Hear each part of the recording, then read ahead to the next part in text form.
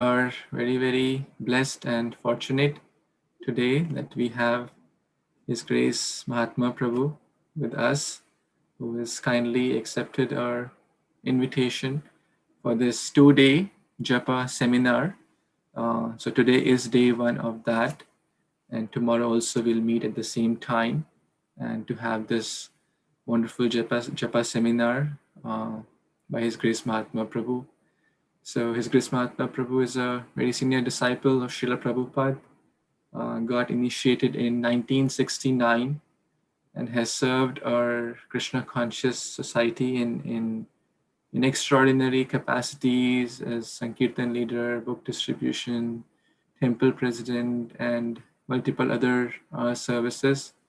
He is also currently an initiating spiritual master and has disciples all over the globe. And I see many of devotees and his disciples probably have joined. So we kindly welcome all of you as well, all his Diksha disciples and Shiksha disciples. So thank you so much for joining. And also you may have heard his wonderful music and seminars, especially on japa and forgiveness and the Grihastha ashram, etc. So Prabhuji is doing an extraordinary service to our Krishna conscious society, and we are so blessed and fortunate to have him today. So with a garland of our words, we welcome you on our Sangha, and I would request everyone to please turn their videos and audios on to express our deepest gratitude by saying 3 times Haribo, Haribo, Haribo, Haribo, Haribo, Haribo. Haribo. So Thank you. we are so blessed and honored to have you. Thank you so much for accepting our proposal. Um, thank you so much. We are very, very eager to hear the wonderful nectar for next 2 days. Thank you. Namo Vishnupadaya Krishna Krishnaya Bhutale Srimate Bhakti Vedanta Swaminiti Namane Namaste Saraswati Deve Kauravani Pacharine Nirvisesa Sanyavadi Kushchadya Satayane. I teach many seminars. This is probably my favorite because it's the most important. And if we get the chanting of the holy names right, everything will proceed well from that. And if we neglect it, we will tend to have problems in our spiritual life. So I always find it an important opportunity for me and for all of you to take the time to try to improve our japa. I think it's one of the most important things we can do, because chanting is one of the most important processes. In the Chaitanya Charitamrita,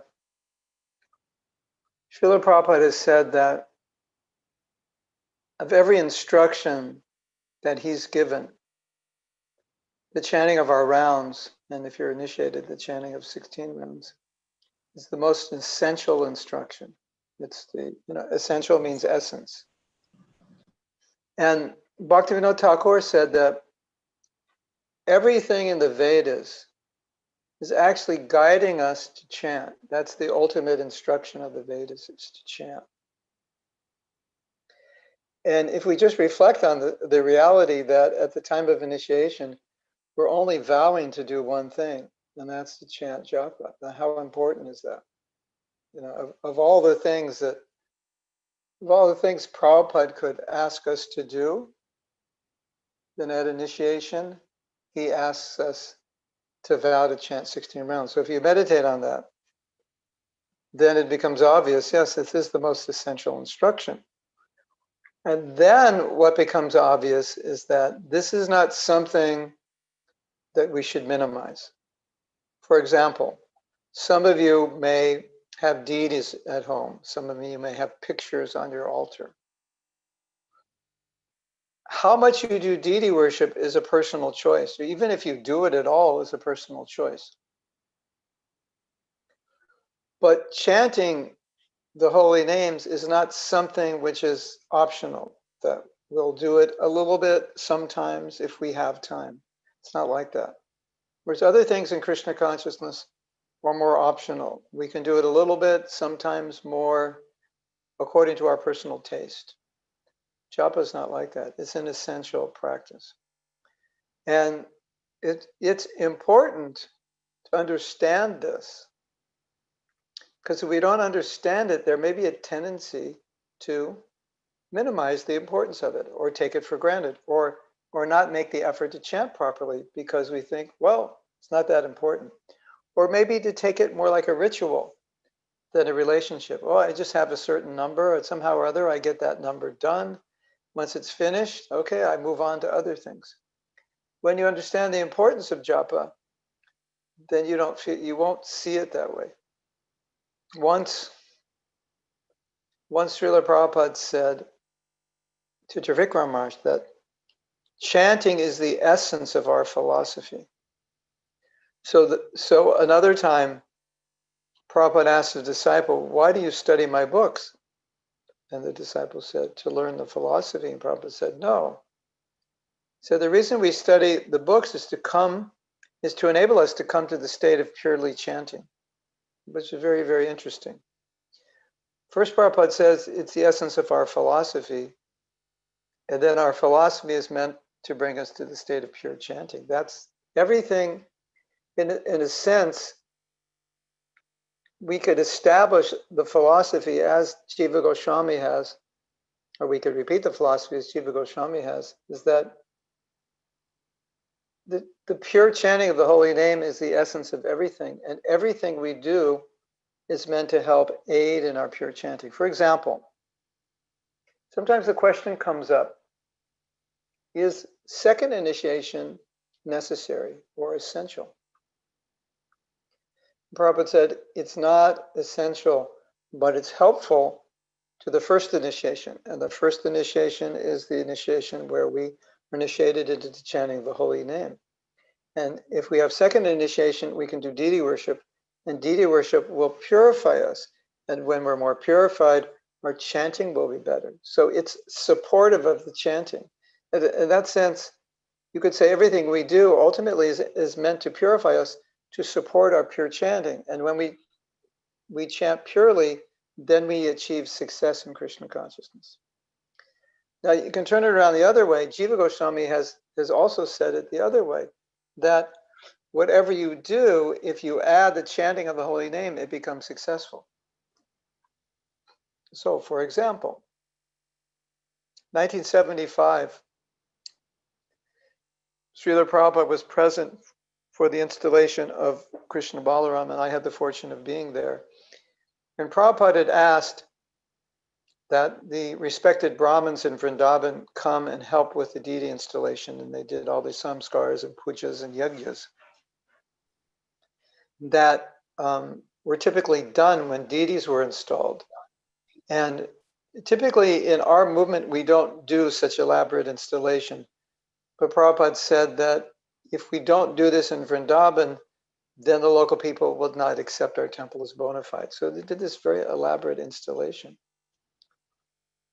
And later, Prabhupada had written, perhaps it was in Chaitanya Charitamrita, that during the installation, kirtan was going on, and he said that the kirtan was the real installation. It was the most important thing.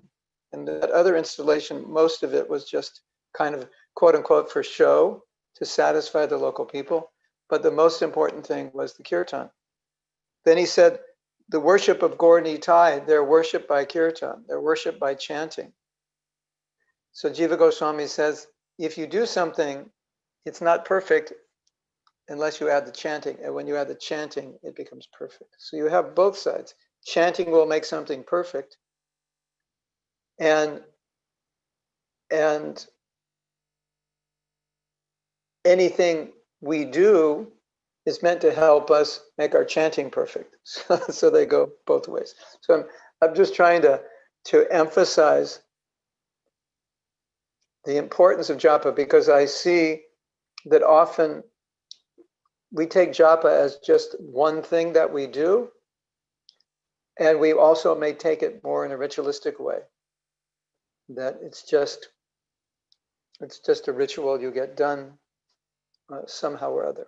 And I want to help you understand it, that it's not a ritual and it's not something to be taken lightly, but it's the most essential practice of Krishna consciousness, and it is what establishes your relationship with Krishna. It's the best way, it's the most powerful way.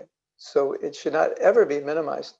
And I also wanted to explain a little bit about this point, that the goal of our chanting is to chant Shudhanna, is to chant purely. And so we need to understand what pure chanting is, because that's the goal.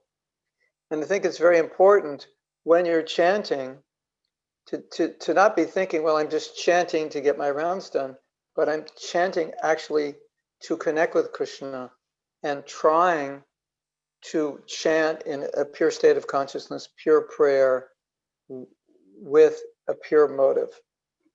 So I want to talk about that a little bit now, because I think it's a beautiful meditation and a necessary meditation, or a necessary awareness, that when we're chanting, when we're not chanting, but specifically when we're chanting, to be aware that when I'm chanting, I'm not just chanting to just chant because I was told I should chant, or because I took a vow to chant a certain number.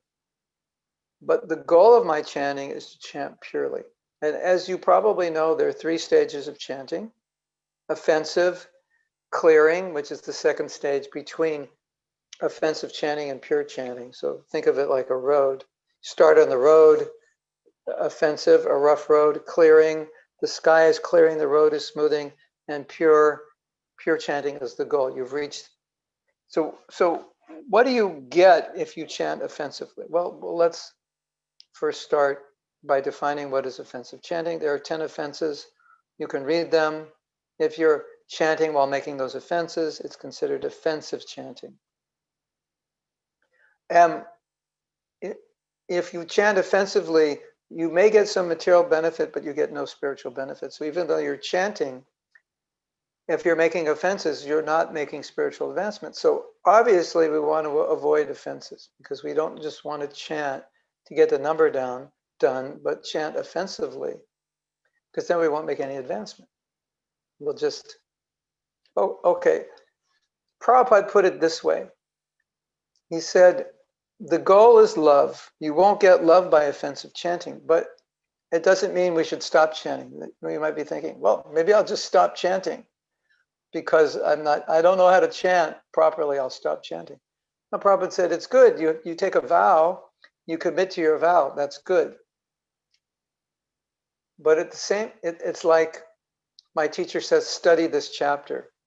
So I'm obligated to study. I want to be a good student, so I study it. But while I'm studying it, I'm completely distracted, and I'm not really studying it. So it's good that I studied it because I'm obedient to my teacher. But it's bad that I'm not concentrating on what I'm reading, because I'm not learning anything, even though I'm reading the words. And we've all done that, right? Have you read something and your mind's distracted? Then I walk in the room and I say, what did you just read? And you won't be able to tell me because you weren't paying attention. You ever done that before? We do it all the time, right? I think, oh, I was thinking of something else, but I was reading the words. I was actually hearing the words. I was reading them, but I wasn't paying attention to what I was reading. So I was obedient to my teacher. My teacher said, read this chapter. I read this chapter and I was thinking about something else, some problem or something I'm going to do or something that's on my mind. And after I read the chapter, I got nothing out of it because I didn't concentrate. So offensive chanting is a little bit like that. You're going through the process. It's good that you're chanting because you're committed to that and you're doing it. But if you're not paying attention to it, you're not getting the benefit. And so a nice definition of what it's important definition and a very good definition of what distinguishes offensive chanting with the second stage, which is called namabhas, or the clearing, or the shadow, or the beginning of the sunlight of the holy name. It says you're actually trying not to commit the offenses. You're actually making an effort. You're not just chanting like Kadamba Kanana Swami said. He was joking once. He said, "Are you chanting japa or are you chatting japa?" Because sometimes devotees are chatting while they're chanting and chatting at the same time, and talking with their friend while they're chanting. Are you chanting japa or are you chatting japa? So, so sometimes I say, are you just chanting or are you actually chanting? So just chanting means I'm just chanting, but I'm not trying to avoid the offenses. That means I'm not trying to hear. I'm not trying to chant with devotion. I'm not trying to be present to the holy name. I'm just trying to get my rounds done. And sometimes we joke, right? You hear a devotee chanting and it sounds something like nish nish nam nam nish nish nam nam nam nish nish nam. And we can understand when a devotee's chanting that way, they're just trying to get their rounds done. They're really not trying to chant purely. It's just, okay, I have so many rounds. Let me just get them done. Shnik, shnik, ram, ram. And Prabhupada, even in a lecture, was imitating that. He actually said, nish, nish, wam, ram. He was imitating that. So that's not the objective. Oh, I can chant, or I can chant more than 16. I can chant 25. Very good. It's nice if we chant more. But if we're not doing it while we're trying to avoid the offenses, there's no real advantage to chanting more. Now, this can sound discouraging, and I don't want to discourage you. But I have to discourage you first before I encourage you. So please forgive me if this sounds discouraging. I will encourage you. I'm going to say something very discouraging right now. But please don't start crying after I say it. Or decide to put your bead bag in the closet and never look at it again. But I think it's important to say this. Bhaktivinoda Thakur said, if you're committing offenses to the holy name, you could chant 100 rounds a day. 100 rounds would probably take you about 14 hours, 13 hours. Let's say I think 100 rounds would take you, let's say if 16 takes you 2, yeah, then it's going to take you 10 to 14 hours, depending how fast you chant. So let's say you could chant 12 hours a day. That's half your day. If you sleep 8 hours, that means you're only doing other things for 4 hours. And if you eat and take care of your body for another hour and a half, it means you're hardly doing anything but chanting. He said you could chant 100 rounds a day, and if you're committing offenses, you would make no advancement. Okay, pretty depressing, right? Should I hang my bead bag up now and think, what's the use? What's the use? No. I want to explain. The holy name is very powerful, but we have to avoid the offenses. And the main offense, Prabhupada is just putting it in a nutshell, and he's representing Srila Bhaktisiddhanta, because Srila Bhaktisiddhanta said, offensive chanting means to chant without making an effort to avoid the offenses. So it's a simple thing. If I make the effort to focus, if I make the effort to chant sincerely, if I avoid such things as criticizing, I make the effort to avoid criticizing Vaishnavas, I make the effort not to chant the holy name to ask for some material benefit,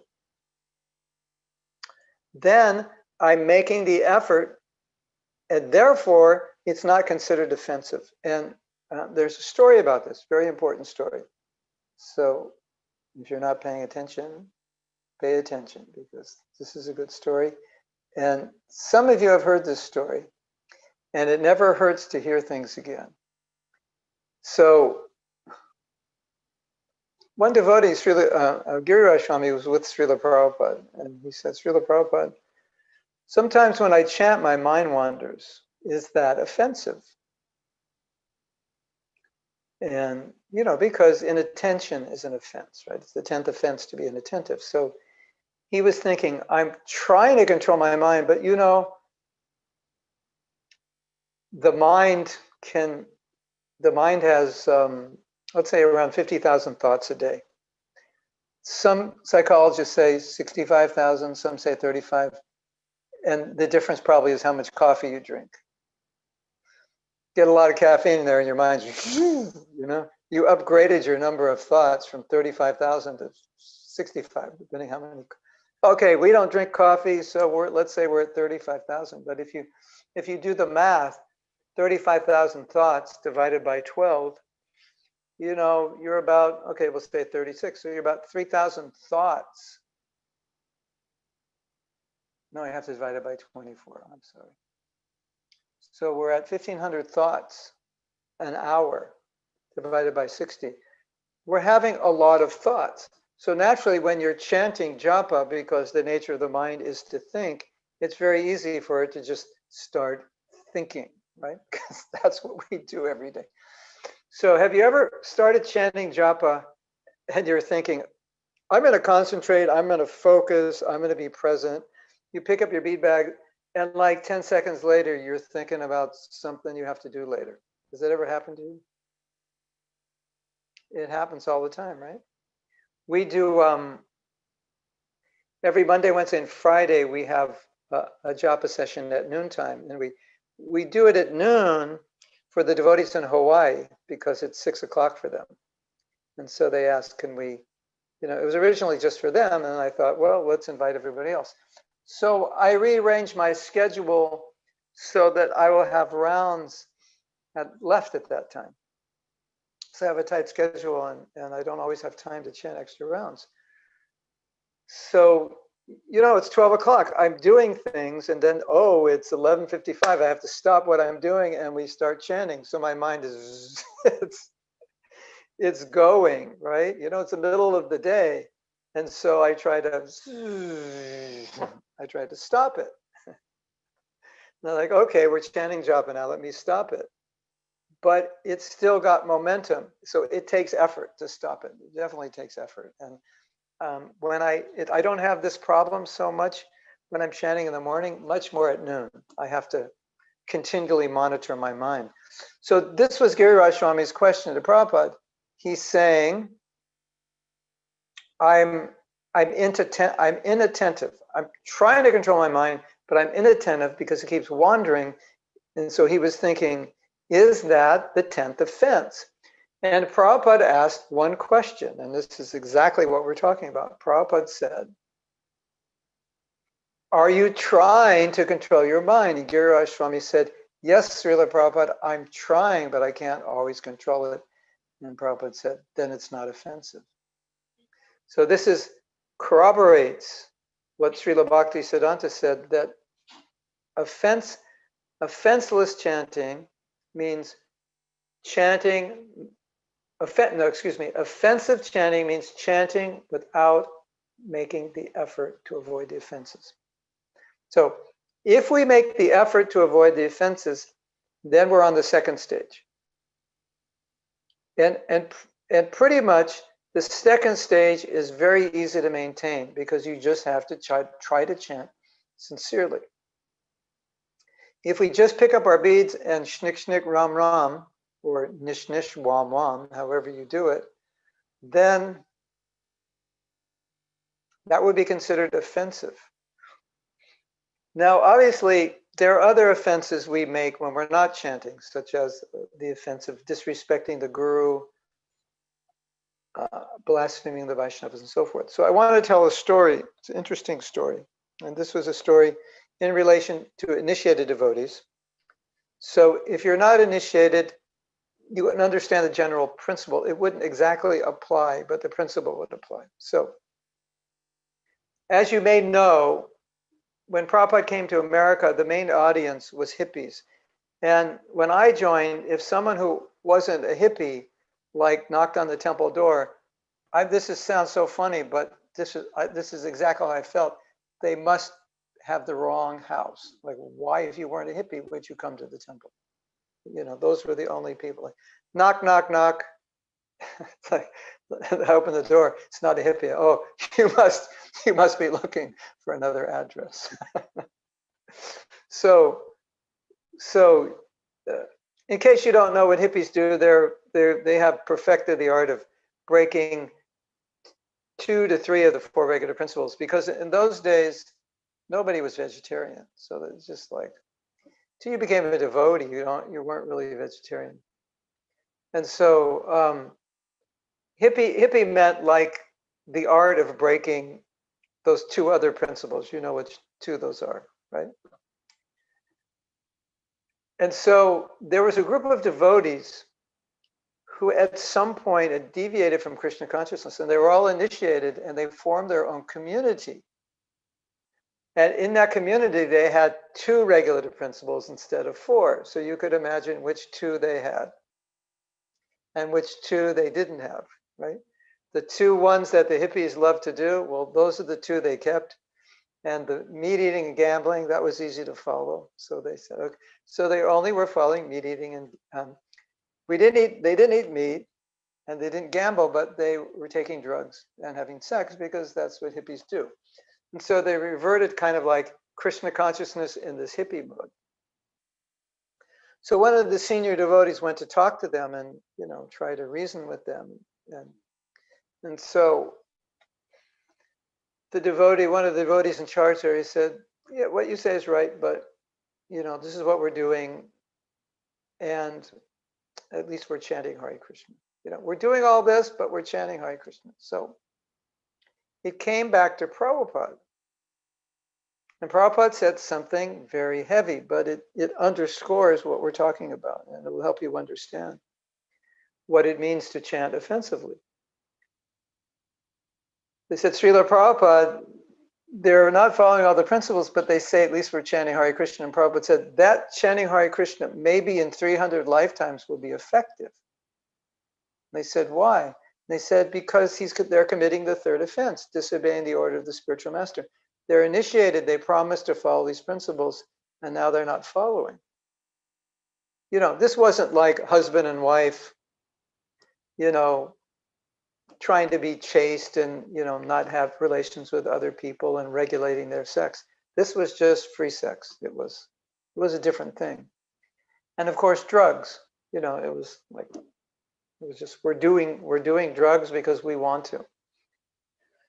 So Prabhupada made this point that if you're consciously committing an offense, if you're not trying to avoid it, then it's considered an offense. And if you chant with consciously committing an offense and not trying to stop it, then you're chanting, maybe it'll take you 300 lives before you actually get some effect. It's compared to the sun at midnight. You will not get sunburn at midnight, will you? You don't have to worry. There is no effect of the sun at midnight.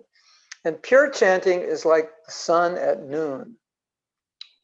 Watch out, the sun at noon is dangerous, especially in India. Did you know that? The sun in India? You don't want to be in the sun at noon. All these, you know, the Britishers, they never see the sun. So when they occupied India, they, you know, the sun, hot sun at noon, and you get sick in India. You go in the hot sun. So they didn't understand that. The Indians are walking around with umbrellas, and the Britishers are like, oh, sunshine. So the pure holy name is like the sun at noon. And offensive chanting is like the sun at midnight. I did a video a while ago. I called it Midnight Japa. I say, are you chanting Midnight Japa?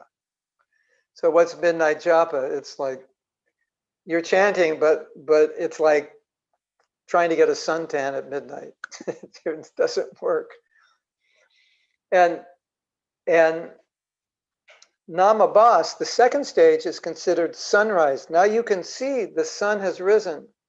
It's coming up, but you don't see the sun, but it's light out. The holy name is starting to have an effect, starting to light up your life, but you don't even see the sun. You see the light before you see the sun, right? And as the chanting My wife's giving a class at 10 o'clock in the other room. She came to tell me, I'm so excited. I can hear you in the other room. Okay, I have to calm down. So these points are so important. If you understand them clearly, it can make such a difference in your chanting. So, so you see the sun's coming up. It's starting to light up. And so you're getting some light now from the holy name. It's not pure. You don't get the pure effect. But what effect do you get in the Namabha stage? The effect you get is the stage of Anartha Nivritti. You start becoming purified. You start progressing toward the state of Shuddha. If you stay on the stage of offensive chanting, you don't get on that road to Shuddhanam. You just stay on, there's like a roadblock there. You can't go beyond that. So that's why it's said that offensive chanting doesn't produce any spiritual benefit. It might produce some material benefit. So we learn what the 10 offenses are. We avoid making them in our life as far as possible. We try our best. Now, you might say, okay, this all sounds good, but that first offense, don't criticize devotees. Say, I was criticizing people when I was 6 months old. This is my nature. I'm very sarcastic, critical, witty, sarcastic. This is just like my second nature. What do I do now? And it goes back to the same point. When you understand what the offenses are, you make the effort. So we're talking now about effort. We're not talking about perfection. And so we'll go back to that story of Giriraj Swami where Prabhupada says, try. I'm trying. And Prabhupada says, if you're trying, it's not an offense. So do we sometimes criticize? Yes, that's one of the qualifications of being a conditioned soul. We criticize, right? Do you know why you have this body? Why you're not liberated now? Well, one of the reasons is we criticize. That's why we took another body, so we could come back and criticize some more people. There's certain things that we do that guarantees we'll get another body. And so the things we're trying to overcome now are the things we didn't overcome in our past life. So yes, do we have a tendency to criticize? It's a conditioned nature. As a conditioned soul, we have the tendency, but we try to reduce it. Can we follow perfectly Prabhupada's instructions all the time? Do we sometimes disobey? Yeah, sometimes in little ways we disobey. It's hard to follow everything. But when we disobey, we don't feel good about it. We don't do it consciously. It's our conditioned nature. We're trying to get better. So in that way, we're actually trying, and therefore we're not making the offenses because we're trying. Does that make sense? Yes.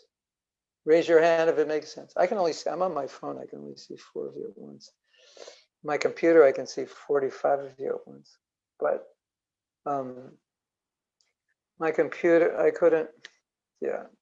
couldn't set it up in my office, and my office is like 50 yards away from the router, so I brought everything in here. Anyway, so key instruction. We want to be chanting on the second stage, Namabhas. So there's some sunlight in our holy name. It's starting to have an effect. You're not going to get a bad sunburn when the sun is rising, but you'll get something. You can see. You'll get clarity. And what do we say happens on the second stage? You start progressing. The unwanted habits, the unwanted desires, they start to become purified. You're moving forward. That's the second stage. If you stay on the first stage, you don't get that purification. You stay on the second stage, you get that purification. And what's the goal? That purification brings you to the third stage, Shudhanam. And what do we say, Shudhanam? Shudhanam produces love.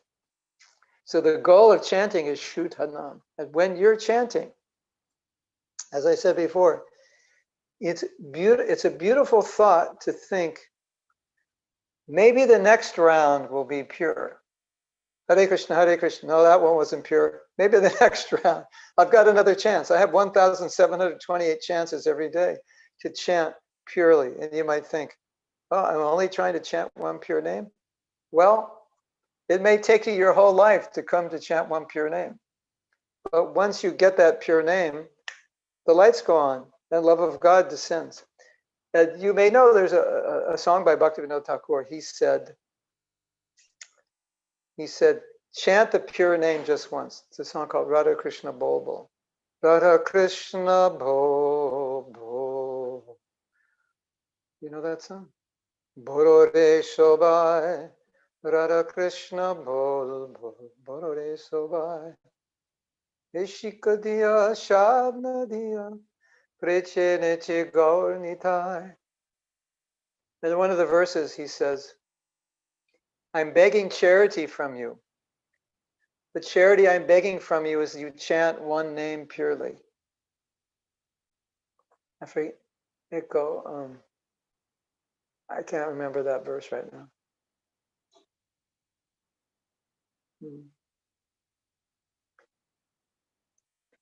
So he says, chant purely once. Why is it, you read that song, you think, only once? That's all I have to do is just chant purely once? Yeah, but it'll take you your whole life to do that. 16 good rounds every day. And then you start progressing in Namabhas and you move closer and closer to Shudhanam. But once you chant Shudhanam once purely, what happens? You get love. If you go on my Facebook page, Mahatma Das, and you go into videos, well, it's easier. If you go to my YouTube channel, Mahatma Das, and then there should be a page there for daily videos, and you just have to scroll along because every day I put out a video. And I put out over the last year, I've put out a lot of videos, maybe 12 or so on Japa. And we're also creating an introductory course, and there are like 6 videos in there on Japa.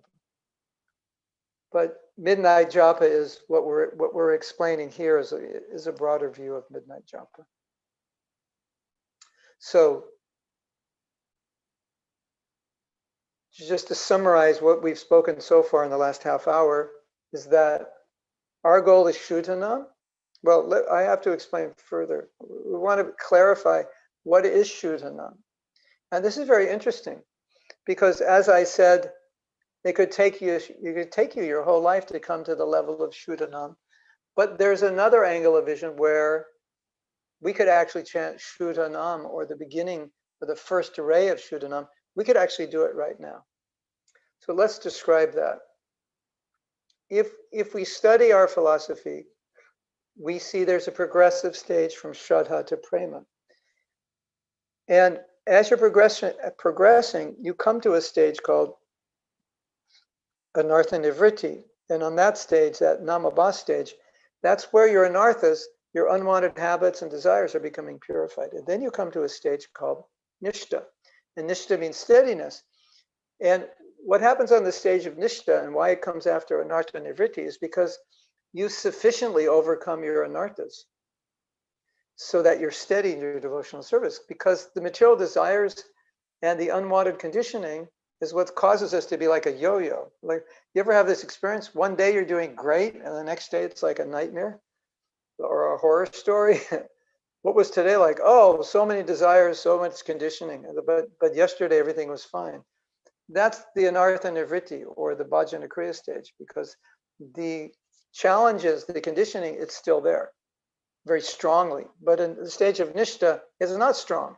It subdues itself. So Nishta is said, or can be said, to be the first stages of pure devotional service. Now, what does this mean? Prabhupada was asked, how many pure devotees are on the planet? And he said, how many disciples do I have? And at that time, he had maybe 1,000. He said, Srila Prabhupada, you have 1,000. He said, oh, then there's 1,000 pure devotees. And of course, we were thinking we're not pure devotees. So there's a broader definition of pure devotee. And what did Prabhupada mean by this definition? Well, one time Prabhupada's disciples were criticized. They don't know culture, they don't pronounce Sanskrit. I think you as Indians probably get entertained when we as Americans try to pronounce words in Sanskrit because we pronounce them with an American accent. So it must be quite funny for you to hear it. And a lot of us don't know Sanskrit that well. So instead of saying Ganga, we'll say Prabhupada or Saraswati or Kartal. We'll say cartels. You know how to play the cartels, Prabhu? No, we won't say Kartal or Prabhupada, and things like that. So that's just our accent. So someone came to Prabhupada and said, your devotees, they eat with their left hand, they don't know how to pronounce Sanskrit, they don't have proper Vaishnava culture. And Prabhupada said, yes, I know. And he said, but they'll do anything I ask. And that's why Prabhupada meant they're pure devotees, because they will put his desire above their desire. So what does it mean to chant purely? It means to chant with a pure desire. And what is that pure desire? That pure desire is, I just want to be a pure devotee. That's my mood in chanting. That's my motive. Hare Krishna, Hare Krishna. Krishna, I want to be pure. I want to serve you purely. Although I may have millions of desires, my inherent strongest desire is I want to serve you. I want to be a pure devotee. And so we can say that is a symptom or an entrance way into Shudhanna. And in the stage of Shudhanna, in the pure stage of Shudhanna, there's no other desire within a devotee's heart other than to please Krishna. In our stage, our purity is that I may have so many desires, but whatever Prabhupada asks me, I'll do it. Whatever my guru asks me, I'll do it. Whatever Krishna wants, I'll do it, if that's my desire. That is a form of purity. So that kind of purity we can manifest now. And I want to explain this point because it's extremely important, both in our regular devotional service and in our practice of japa. When Prabhupada said, all my disciples are pure devotees, we had a problem. When Prabhupada left, some of our god brothers became gurus, and some people didn't think that was right, and they said, well, only a pure devotee can be a guru. They're not pure devotees, and it depends how you're defining pure devotee. So Rupa Goswami, he gave a definition, and it's so important for us to understand this, and it's very encouraging. He gave the definition of pure devotee as pure motive. And there's a difference between pure motive and being free of all material desires. So what does pure motive mean? It means I'm doing devotional service to satisfy Guru and Krishna. I'm not doing devotional service to get a position in ISKCON, to be respected in ISKCON, to be appreciated by others, to make money, to get control. I'm not doing it for those reasons.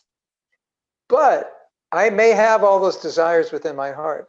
I want to control, I want to be appreciated, I want to get ahead, etc., etc. And so someone might say, well, if you have all those desires, how can you be a pure devotee? But Rupa Goswami's definition, Anyabhilashita Shunyam, means your motive in serving is pure, even though you may not have yet achieved purity, but your motive is pure. And there's a big difference between pure motive and being pure in heart, because as conditioned souls, none of us are pure in heart. When you decided to come to Krishna consciousness, when we decided, we had a whole suitcase of material desires, didn't we? When you became a devotee, and I asked you, what are your goals in life? I want to do A, B, C, D, E, F, G, through the whole alphabet. And most of those goals were just to serve your own needs and interest, or help others, but also get some benefit yourself. Now you become a devotee, and I remember this distinctly when I moved in the temple. I thought, I'm going to become a devotee because, number one, I don't have to work, and I didn't want to work, and I didn't want to be in university, so I dropped out of university. I go, here's my entrance into the two things I want to do: drop out of university and not work. And I go, I'll move in the ashram. I don't have to work, and I don't have to go to school. It's total win-win. And I never had any brothers, and now there's like 12 men living in the temple. I get brothers immediately. In 1 second, I just have 12 brothers. This is fantastic. We're living together. We just go out in the street and chant, and we have fun. And I'm a musician, and I can sing, and I can stand. And I used to get high. Now I can get high on the holy name.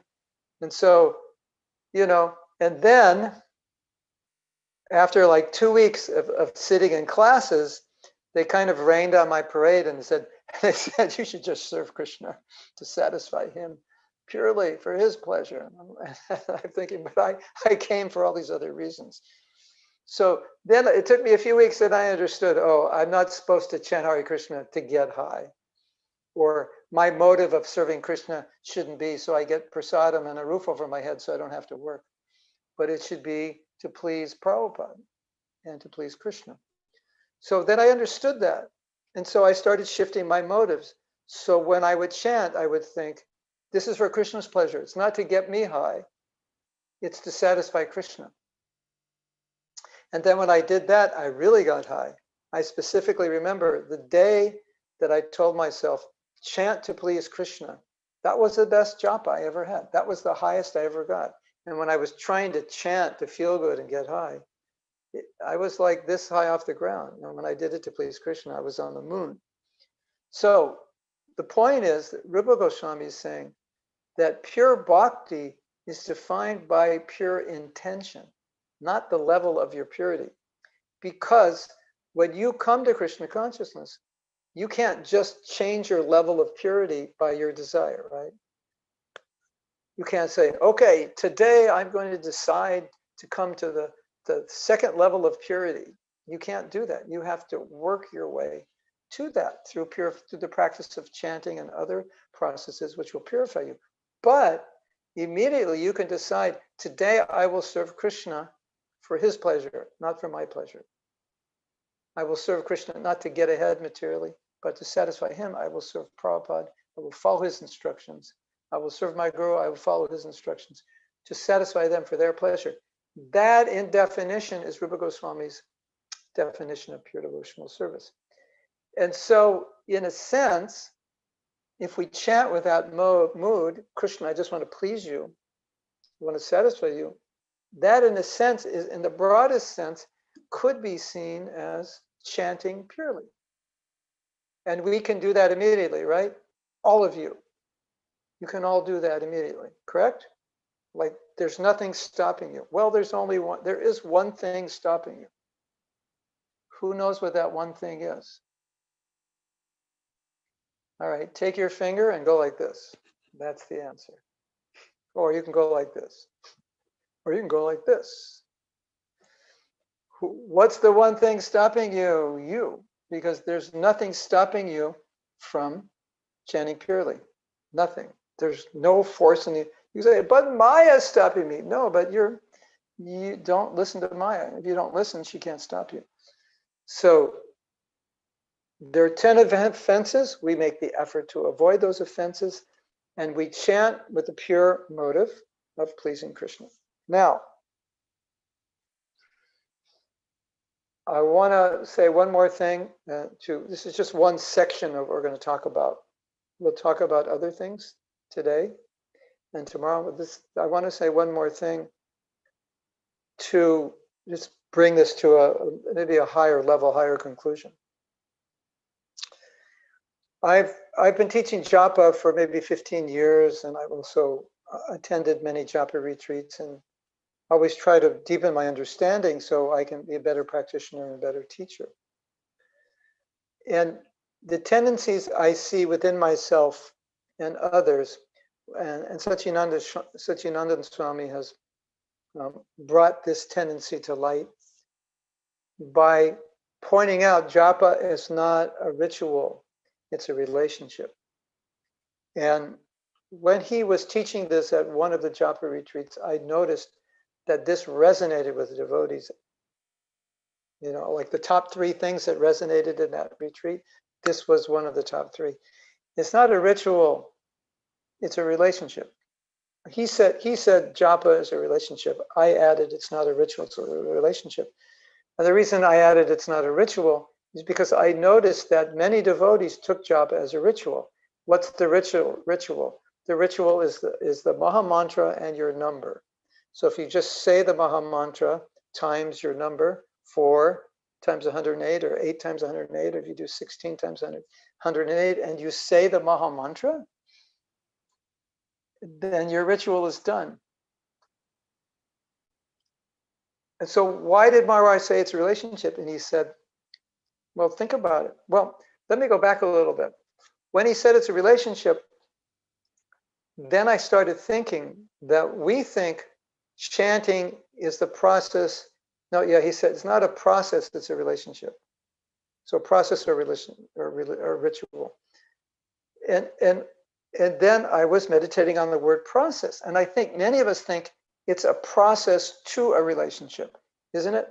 If I chant, it's a process. It's one of the 9 processes. So how can you say it's not a process? It's right there in our scripture. It's one of the 9 processes.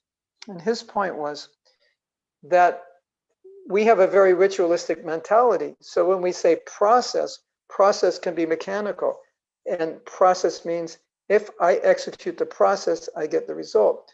But as we know in bhakti, like anything you do in bhakti, it's not the process that's most important. It's the consciousness with which you do it, right?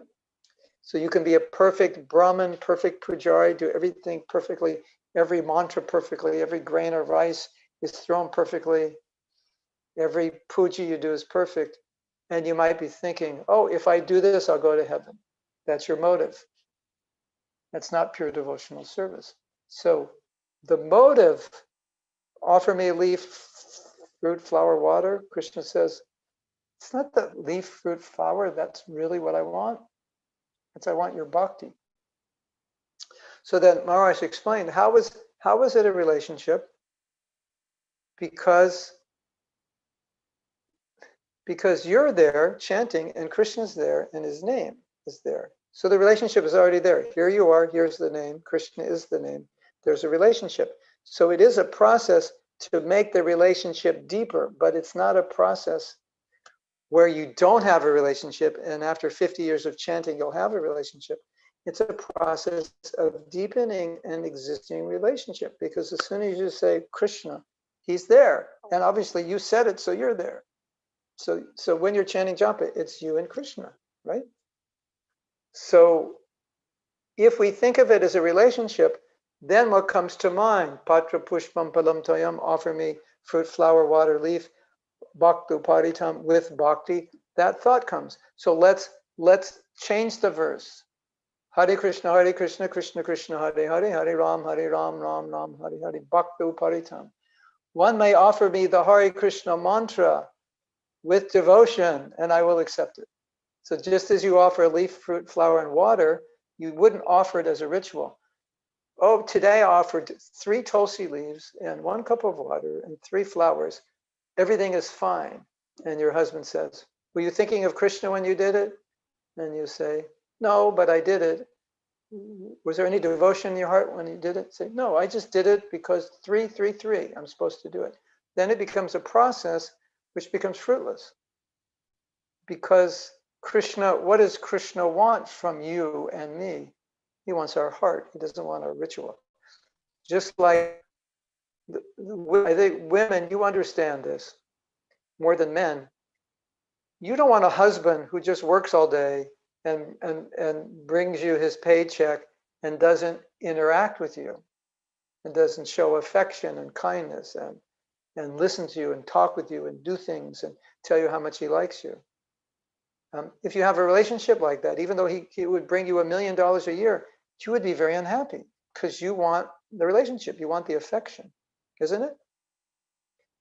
Sometimes women have a husband, but the husband never says anything nice, never shows any affection, and they're not happy. Although otherwise he's nice. He does everything nice, takes out the trash, washes the dishes, very responsible with the kids, great husband. But in terms of relationship, there's nothing there. So we don't want to be the great husband japa. We chant perfectly. Hare Krishna, Krishna Krishna, Hare Hare, Hare Rama, Rama Rama, Hare Hare. We become like a robot. We don't want to be the great robotic chanter. We want to be the chanter who's chanting with this mood, Krishna, I want to be a pure devotee. Krishna, I want to please you. And so then we understand, I'm chanting now. This is Krishna. Krishna thrives on bhakti. Krishna thrives on love. It's right there in the Bhagavad Gita. Do it with love. Apply that same principle to japa. And then you'll begin to understand japa not as a process, not as a ritual, but as a relationship. And the last thing I want to say, and then we'll take some questions, and then if there's time, we can go on to another section where we'll just take this idea, want to take it a little deeper.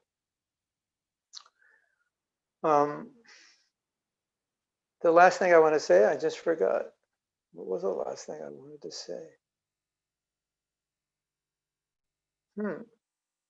I call this having a 5G moment. We could call it a senior moment, but now that 5G has come out, I can blame it on that. 5G is more detrimental than getting old. So, yeah, so, oh yeah, the thing I wanted to say, that was a short 5G moment. Another thing I've noticed, this is not at all meant to be a criticism. This is just what I've observed. And I think many, many of us are guilty of this, but it's totally innocent. Many of us are raised with religious beliefs and a religious context, which is ritualistic. You go to a temple, church, mosque, and you do certain things. You bow down, you do this, you do that, you throw the rice, you take the water, you take the chanamrita, you make obeisances, you spin around. So many things your grandmother told you to do, right? And then we ask you, why are you doing that? You go, I don't know. Especially the younger kids, they'll do so many things. Why'd you spin around 3 times? I don't know. My grandmother said to do it. You're supposed to do it, right? Isn't it? Or, you see all the puja, and there's so many rituals in the puja. How many times you chant the mantra, how many times you throw the grains, how you take the achman, how you throw the rice, So we're surrounded by ritual, not just in Hinduism, but in every religion. So one of the mistakes that devotees always make is to then look at japa not as a relationship, but as a ritual.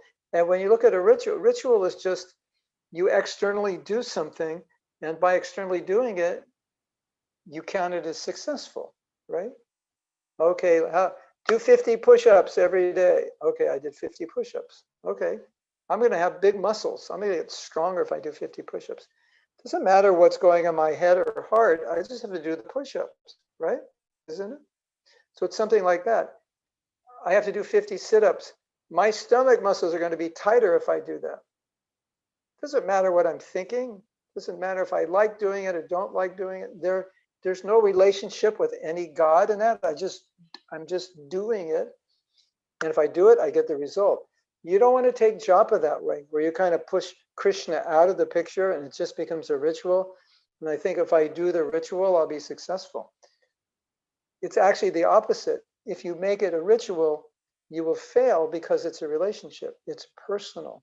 It's a connection. And once you understand this, your japa becomes, you just enter into a different universe of japa, because now it's a connection every morning with Krishna. It's not like, oh, I have to chant 16 rounds. That's all ritual. If you ever say, I have to chant, if you ever feel like, I don't want to do this, this is boring, that's because you're dealing with it as a ritual and devoid of love and affection and devotion. But when you bring the love, affection, and devotion in, then it's no longer a ritual, it's a relationship, and the relationship is beautiful, it's sweet, and you start experiencing that. And so many devotees have gone to this depth in their japa and expressed their realizations of the realizations they get when they chant this way are amazing. They get such beautiful realizations by chanting this way. And it is my greatest happiness if you can enter into this mood of chanting where you get similar realizations, where you can experience the holy name in this way. So Shubha Vilas, I want to stop right now with this section. I could go further, but I think the points I wanted to make, I've made for now, and I want to take some questions just to see if there's clarification specifically on what we just talked about. You may have other questions on japa, but for now, I just want to talk about what we've been talking about. And so we can see if there's clarification. So either in the chat or someone can raise their hand and then they can speak. Please raise your hand and then you'll be asked to unmute. At that point, you can unmute. So, Hamsulas Prabhu, please unmute yourself.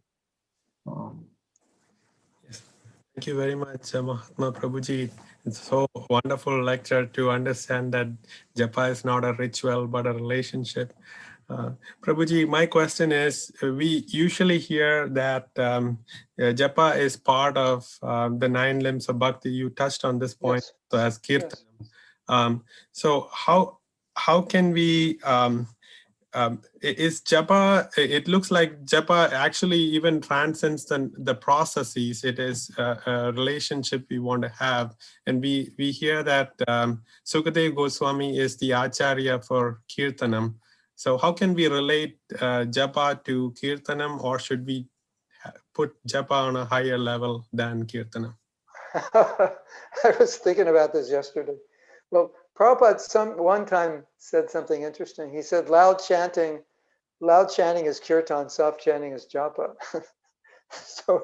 so and some devotees feel that that Mahaprabhu's mercy came most strongly through kirtan, because you can experience so much ecstasy and so much power.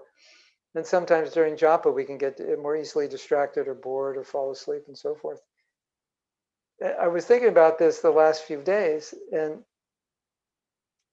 then I was thinking, this is all true, but why didn't Prabhupada say, when you're initiated, you have to do a half-hour kirtan every day?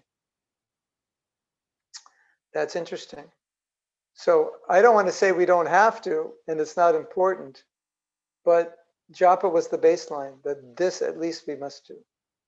And as Indra Prabhu used to say, your japa empowers your kirtan empowers your japa. So I wouldn't see them as mutually exclusive. And I always tell devotees who don't like japa, who love kirtan, they say, well, Prabhu, it's the same mantra you chant during kirtan. It's not like japa is a different mantra. And one of the things I have found with trying to improve my japa is that bringing more emotion into the japa is what makes a day and night difference. And in kirtan, emotion is naturally there because when you singing automatically just hits the chords of emotion. That's the way singing works. And so I've come to the point in my japa where my japa and my kirtan are very similar. They're not really that much different. And it's like kirtan is like any other process in bhakti. It's just more variety. So the more variety we bring into our life, the more empowerment we get, the more purification we get. But still, we have to obviously focus on our 16 rounds if we're initiating, because that was the baseline that Prabhupada gave us. And I think different devotees will have different taste, and some will have greater taste for kirtan, some will have greater taste for deity worship, some will have greater taste for studying Shastra. But whatever the case is, that's okay. But the 16 rounds is the baseline. And I don't know if that answered your question. Were you asking another point? Specifically, was there something you were asking that? Thank you, Prabhuji. It seems like the kirtan is a broad stroke. Like Sukadeva Goswami is also preaching to Parikshit Maharaj for 7 days, and that's considered to be the highest kirtanam. And it's also bundled with that. So just that is the. Well, as I mean, the real answer is we're supposed to do everything. We're supposed to do everything, but if you have to cut something out, you can't cut out your japa. You have to cut something else out. It's like, okay, well then the question is, well, I could do japa for an hour or kirtan for an hour. Which one should I do? Well, if you're initiated, you don't have a choice. So it seems that Prabhupada has given, and the acharyas have given this priority to counting a certain number of rounds. And that's the tradition. It's always been done. Now, of course, as we know, Prabhupada said you could become purified by kirtan, by smaranam, by bandhanam, shravanam. You can become, he gives those examples. But practically speaking, he didn't teach us to practice bhakti that way. He taught us, okay, you have to do japa, and you should hear Bhagavatam every day, and you should associate with devotees. So he was telling us we needed to do everything. And he never really, although as a philosophical point, it's true, people became purified by focusing on one thing. He never really recommended that. He gave us everything. He said, do it all. So, but I would say this, I think it's, and it's hard now also because of lockdown. I don't think it's healthy to minimize kirtan. And I know a lot of devotees may minimize it because maybe it's not the thing that's so favored for them, but it is a necessary ingredient in Kali Yuga, especially for sharing with non-devotees. So kirtan has a special place in our movement. We shouldn't minimize it in the name of japa. But we can't neglect our japa. And we shouldn't chant japa during kirtan. If you're chanting japa, just chant japa. If you're doing kirtan, do kirtan. Is that okay, or did I still miss it? Thank you, Prabhuji. Yes, you really helped me. Thank you so much. Okay. So, Shubha Vilas, we also have questions in chat. Yes, and we have a lot of hands raised as well. Okay, okay. So, Parker Ram Prabhu, please go ahead. Yes, Hare Krishna Guru Maharaj, thank you for the workshop. Your point about japa being a relationship is really powerful for me. And I was wondering how individual our japa really is. Because in some videos you give like a mood, you present a mood for japa, which has also helped me like kind of to understand, how to approach Krishna. But other times, when I begin japa, I'm in a different mood, and throughout japa, the mood may change. The emotions. Sometimes it gets joyful, sometimes. So I was wondering, do we kind of ride those waves? Like, do we allow the emotions to come out naturally, or, sometimes I try to force myself back into a very like remorseful, repentant mood when that's just not how I naturally feel at the moment. So think about that. Good question. Good question. I don't think you have to artificially feel something unless you're totally not in the mood. So if you're in the proper mood, you're chanting, and then different moods may come. And if those moods are helpful to your japa, why try to control it? Unless you particularly want to be in a certain mood and control it because you feel that would be helpful. You want to control it when you're not in the mood. And I think a lot of us, when we begin japa, we're in the wrong mood. And I am an advocate of not getting in the mood during japa, but getting in the mood before you start. And I think we can do this. And that's something that we'll teach tomorrow, or we'll teach it today if we have time after questions. But I can just briefly mention this. This is based on my observation in my own life and the observation of other devotees I teach. There's a lot of, like you said, I'll chant a few rounds and I'll get in the mood. And I think, okay, let's say your experience is it takes you 4 rounds to get in the mood. I would say you just wasted 4 rounds. Because by allowing yourself just before you begin japa to meditate, for example, on the things that we just talked about today, that I'm trying to connect here purely with Krishna. This is a journey. There's so much in the holy name I could be accessing if I chant properly. This is a relationship, etc. My book, Japa Affirmations, it tries to put us in that mood. So when you read an affirmation, now you're in the mood, so you can begin to embrace that mood right from the start. So you don't have to wait for 4 rounds.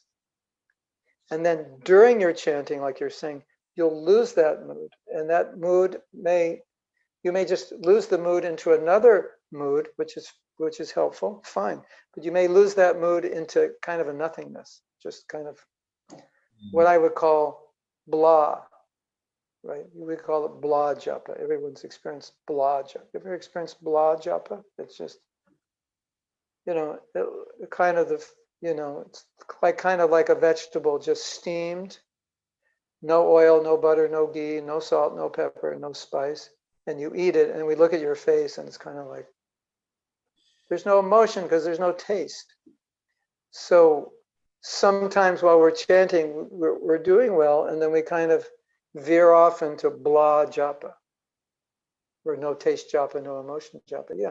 So at that point, we have to navigate, get back to those feelings, get back to the emotion, get back to this. This is a relationship. I'm praying to Krishna now. I don't want to be mindless in what I'm doing. I want to do this properly. So in earlier stages of trying to perfect your japa, you'll have to more consciously do this. In higher stages, you'll be subconsciously doing this. In highest stages, this is just what you do because it's who you are. So, but the point is, this point cannot be underestimated. This is such an important point. So if you're spacing out on the count of 3, stop spacing out. 1, 2, 3, pay attention. This is really important. Ta-da! Lights go off, thunder, lightning. We're all paying attention. We are developing every day with our japa a samskara, a habit. And if you make an effort to chant good rounds every day, your samskara, your habit, will take over. So as soon as you begin chanting, it's going to be good, like immediately, just because that's what you do, It's like if you're a professional in anything, then let's say you're a professional writer or musician or artist, when you go into your craft, immediately you go into this mode that this has to be good, because that you've conditioned yourself to do that, right? Isn't it? You're a PhD in research, and you're dedicated to your research. That is your mode of operandus. That's what you say. When I go to work, I could be doing so many things before I go to work, but when I go to work, this is serious business. And so that's what happens with our japa. Whatever you try to develop consciously will be, if you're consistent, will become your unconscious competence. Conscious competency, unconscious competency will become your samskara, your habit.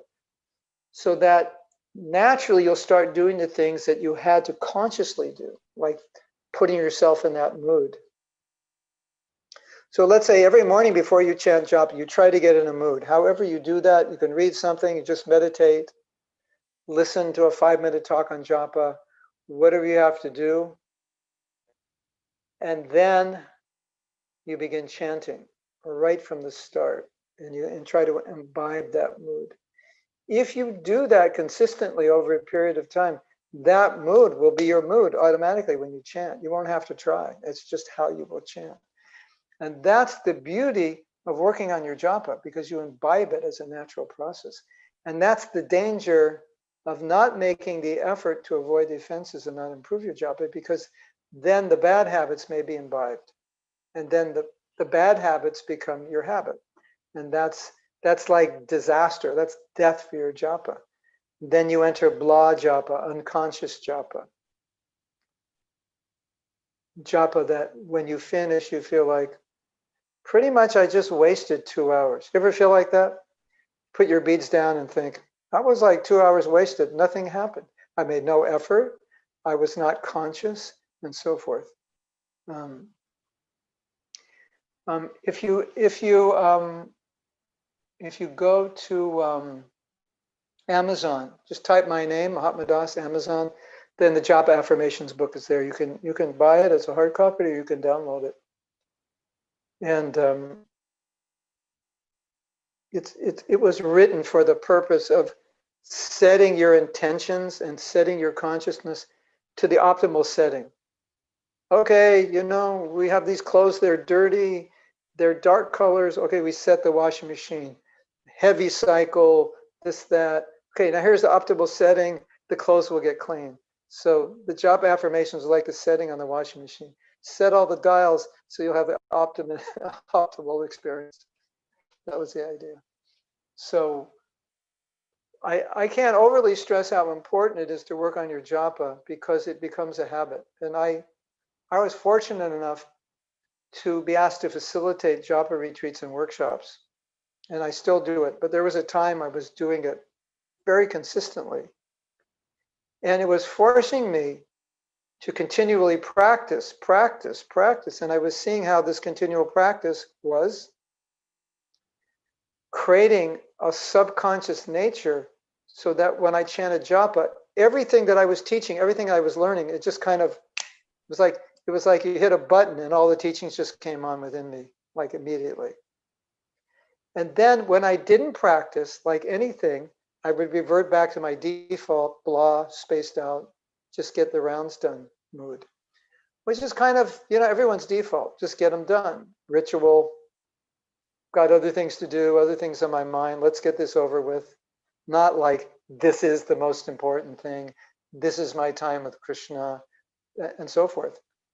So that's unfortunately our default mode. And so we have to override that default by practice, conscious practice of developing these understandings of moods. And that's the beauty of it. If you do it consistently, then you're going to see. Here's what will happen to you. This is my promise to you. If you take these, if you take your japa seriously, if you study it, you try to improve it. I'm not the only teacher. Bori John Prabhu, Rabindra Sarup Prabhu, Giriraj Swami, of course, Sachinandan Swami. So many great teachers. If you and there's a devotee in India, he just sent me a copy of his book. He hasn't published it yet, Japa Meditations. All his realizations and study of japa that he's imbibed from all these different great devotees we mentioned. And beautiful book of just how deeply he's going into japa. If you try to do this consistently, then it's just going to naturally appear when you chant. That's just how you'll chant, right? Parker, you're a musician, right? You're a musician. So there are many guitarists who are amazing, who do amazingly complicated things. And you look at them. You play guitar or keyboard or both? Yeah. So you sometimes look at these guitarists and it's just like, how are they doing that? And they're doing all this complicated stuff, but they could actually be talking to you while they're doing it. You could hardly understand what they're doing, what to speak of play it. And they can be doing it and they're talking to you and they're like, how are you making the guitar sound like that? That's amazing. Or the piano or whatever. Why? Because they practice it. So now when they pick up the guitar, they just touch it. That's what they do. That's their expertise is their default. And those people do not know how to play guitar poorly. They can't. It's impossible, right? You think like Shakespeare could write something that was bad? I don't think so. You think Michelangelo could paint something that was bad? You think Hridayananda Maharaj could give a bad class? You think Satsavant Maharaj could write something bad? Of course not. It's through that practice over and over, it's ingrained. It's a certain standard, right? So the same thing happens with your japa. You look at some our advanced devotees in our movement. You think they chant bad japa? No, their worst day of japa is better than most devotees' best day, because they've ingrained these practices so deeply in their consciousness. It is who they are. It's their default setting. They don't know how to chant bad japa. Wouldn't that be nice if you ingrain these moods so deeply that you actually don't know how to chant bad japa? And someone said, how do you chant bad japa? And he said, I have no idea. I haven't chanted bad japa in the last decade. I have no idea how you do it. I just start chanting and I feel all these things and I connect and all these moods and emotions come and I just pray and I turn off the whole world and I lose track of time and I'm just there with Krishna and I get so much inspiration. I forgot what bad japa is. I don't know. I haven't been connected with it. Wouldn't that be nice if you could come to that stage? Well, you can, but you have to practice the right attitudes. And so my feeling is practice them 5 minutes, 2 minutes, 1 minute, a half hour, whatever you need before you begin chanting. Practice it while you're chanting. Do it consistently. And at a certain point, it's just going to be the way you chant, as the way that expert plays guitar or the way the artist paints or whatever standard you have. it becomes your standard. And that is the most beautiful takeaway from any Japa workshop, that I will upgrade my standard, and that will be my new standard, and I'll never allow myself to go below that standard. If you can take that away, then you're kind of guaranteed your success in the future, because you've just upgraded your standard, your baseline. This is going to be my new baseline for Japa. And that would be my hope for you. You create a new baseline, or like, I'm going to play guitar like Stevie, what's his name? Stevie Ray, what's his name? Anyway, or Jimi Hendrix or Eric Clapton or whoever the great guitarist. I'm going to play like that. That's my goal. When you get to that stage, you can play that way. Like we say, he could play the guitar like that in his sleep, right? And you had guitarists, turn the guitar behind them and play on their back. It's just it was like they play it with their teeth. It's ingrained. They can play it in their sleep. So we want to come to the point you can chant pure japa in your sleep, which would be nice. This devotee's writing this book. He said, sometimes we chant japa and fall asleep, but rather we're supposed to chant japa while we're asleep. While we sleep at night, we should be chanting rather than fall asleep while we're chanting. Okay, Shubha Vilash, more questions? Yes, Prabhuji. So we'll ask Kasturi Manjari Mataji to please unmute yourself and ask your question. Can you arrange it so when they speak, we get the what do you call that? The view, so I can see them. This is nice to see who's speaking. Okay, Kant Prabhu, please ask your question.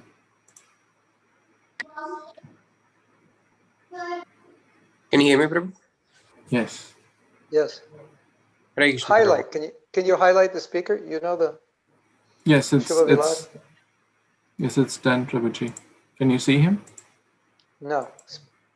They cannot speak. Let me see if I can hear you. See Hare you. Krishna, Prabhu. Dandavat Pranam. No, Prabhuji, I don't see him. thank you for enlightening me about how to japa. Now I see him. Yeah. Okay. Um, I was always bothering Subhavilash Prabhu about my questions on japa, and this is helpful for me to how to meditate and how to do a relationship with Govinda, especially. This is very helpful. But I have, I think you kind of answered it, Prabhu. I just want to ask a follow-up question as it. Okay. So during, like, it is Bivilash Prabhu always asks me to chant my rounds, even though I don't do 16 rounds, whatever rounds I do, he asks me to do it in the morning because that's when Yes. mind will be much more focused and we can establish that concentration and do meditation on japas. But Yes. but I sincerely want to do during the day, and also sometimes it might be like evening times during after we come out of the work. But Yes. as I mentioned, the mind is always wanders. We have all the thoughts in our mind, 3,000 now, 3,000 kind of thoughts in our mind per hour, as you said. So those all will be there, and it is very hard to concentrate on any rounds that we do in the evenings, or at least sometime in the day, during the day. Is there anything that we could do ourselves to make it make it more focused and say, okay, this is a time, or not in, because during the day we don't have a time to specifically sit and do. It's like, okay, and now I want to do it, right? So I just want to get your thoughts, or at least share some things that that would help me to do chanting in a way that you could, without any specific time frame, you can sit and chant with more. I have a good one. I have a great one. Thank you, Move Prabhu. to the beach. Move to the beach and take a walk on the beach. And you'll forget everything, all your troubles, all your anxieties. Or move Right. to the forest, the mountains. It sounds funny, but sometimes It's like your whole day is just in your head, and you need to like change your environment, and you can't be around computers and all the things that distract you. So one thing I've found that is helpful, at least for me, if I, let's say, have rounds late at night and I have so many things in my head, if I can just go away from the house and just walk down the street, whatever. I don't have a street. I just have a forest that I can walk through because this is where I live. Walk on the beach if you live near the beach. Just somewhere, get away from everything. So your tendency to be occupied by those thoughts is going to be less. Like, would you ever walk through a forest or walk on the beach? There's less of a tendency, isn't it? Or walk through a beautiful neighborhood, lots of forest and so forth. There's less of a tendency to be preoccupied because you're just with nature. So that's, or to a park, or something that's different where okay, I have 4 rounds left. I'm going to stay in this park for a half hour. I'm just going to walk around. So not that you won't be distracted necessarily, but you probably have a better chance than doing it at home, where all the things that you're distracted by are right in front of you. So that's one way to do it. The other way to do it, well, actually there's 3, but one of the ways we'll talk about in another section. So I'll say that. Another way that's important to do it is not to enter your japa thinking, well, it's noon and it's going to be impossible to focus, or it's 9 o'clock at night and it's going to be impossible to focus. Because the reality is, even though chanting in the morning is best and easiest, it's not impossible to chant good rounds. And I've talked about this a lot with devotees, and in the workshops I've asked them, have any of you ever chanted good rounds at night? And some people would raise their hand and said, the best rounds I ever chanted were like at 10 o'clock at night or 9 o'clock at night or 11 o'clock at night. So it's not a fact that because chanting in the morning is the best time to chant, that all other times are destined to be disastrous for japa. So I think it's important to enter that mood that, okay, now this is the time I have to chant, or I like to chant before I go to bed. So let me not give in to the idea that this is going to be difficult and I won't be successful. Maybe a little more difficult, yes, but let me now focus on making this work. So I think the intention is important, and the belief that I can make it good is important, because I know a lot of devotees give in to the belief, because we all have this belief that chanting rounds at other times is not going to be as good as the morning, which is generally true, but it doesn't have to be exactly like that. You can chant good rounds at noon. You can chant good rounds in the evening. It may take more effort, more adjustment. So if you enter that mode thinking, okay, we're going to chant good rounds, it's 9 o'clock at night, I'm going to take a little walk, we're going to make this good. We're going to employ all the things we learned today and other things you've learned.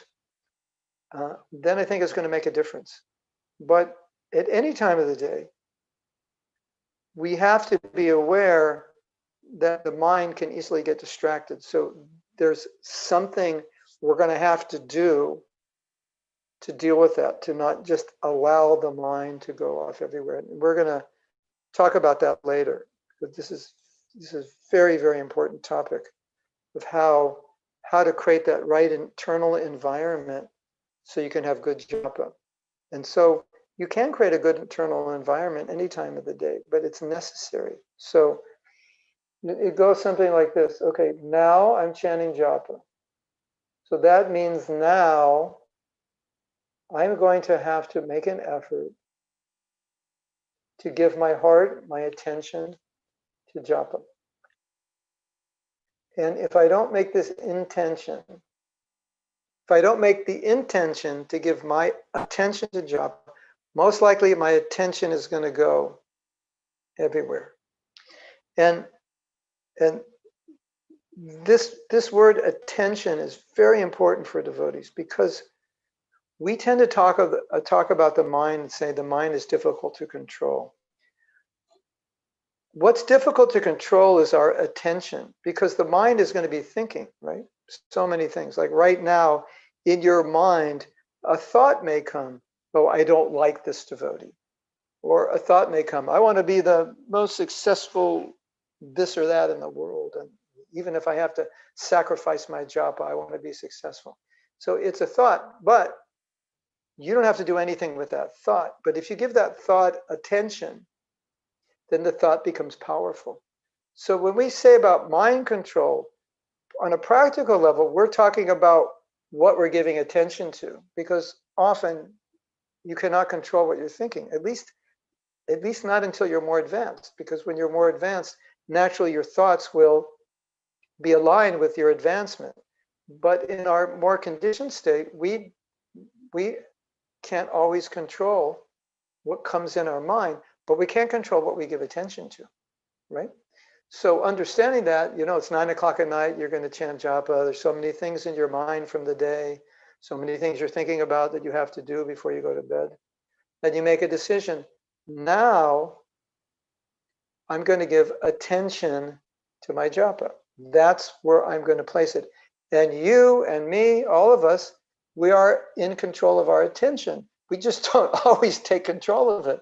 But Krishna gave us control of our attention, didn't he? Like, think where you put your attention on. A young man sees a beautiful woman, right? Now, where does he put his attention on? Well, if he's a normal young man, he puts his attention on her. If he's a married man, and he's going to say, oh, she's beautiful, but my attention is not going there.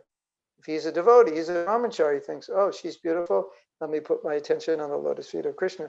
It's just, it's like we're conditioned souls. We think things are beautiful and attractive that are detrimental to our bhakti, so we have to remove our attention. Let that thought go, and I will put my attention on something else. So I think that's important. An important realization that now I'm chanting japa, so what am I going to put my attention on? All the things I have to do tomorrow? Or are we going to just say, okay, forget, my attention's now going on what is the mood of japa and my connection with the Holy Name? Then try that and see if that helps in your midnight japa or your noon japa.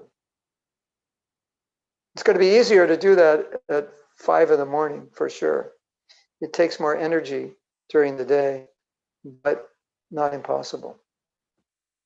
And I think later at night, like you're saying you like to chant, is also easier because at the end of the day, everyone's asleep. So there's not a million people to call and contact as there is at noontime. So it's also a little easier than it is in the middle of the day. And Prabhupada once said, he said, don't chant japa in the middle of the day. It's impossible to concentrate. Yeah, because there's like so many people waiting to talk to you and so many messages and this and that. At the end of the day, you can get them all done, then you can chant. At the beginning of the day, you don't have to start. So, and then the last thing I would say is just keep all your social media turned off. Computers, tablets, phone, when you chant. So that's just not a temptation. Is that okay? Does that help?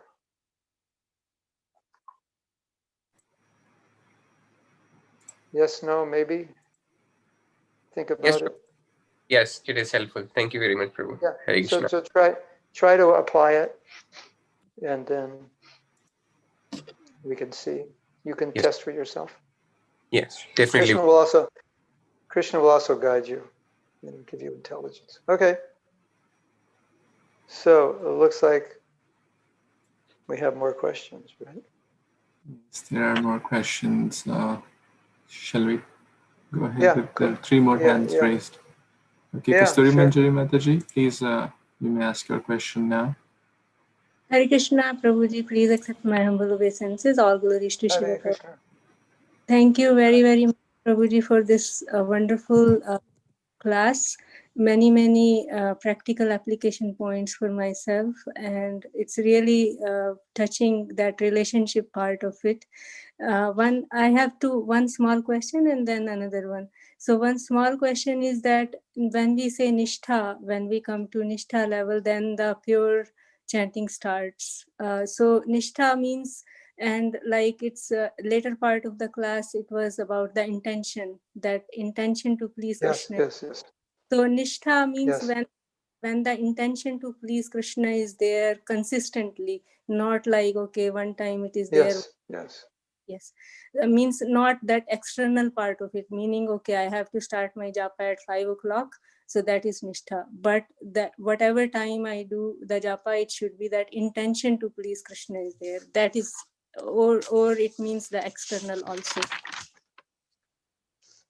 Nishtha means that you don't have much opposition from within. You've overcome it. Mm-hmm. One way of understanding is, let's say, the five, what I call the five big obstacles, envy, jealousy, lust, greed, madness. Sometimes I call them the big five, right? This is what we're up against, right? But on the stage of Nishtha, those big five don't really have much hold on you, right? They're more, the intensity of those has lessened to such a significance that it's not really a problem. And therefore the Nishtha, the purity with which you chant is not really impeded by impure desire, not strongly impeded, so that you can manifest this pure intention. It's much easier. It's like, your road is not cloudy anymore. So, but it's funny because you could say you have to be pure to chant pure, and you have to chant purely to be pure. So it's a kind of a conundrum. But it's solved by the fact that on any level, you can chant with pure intention.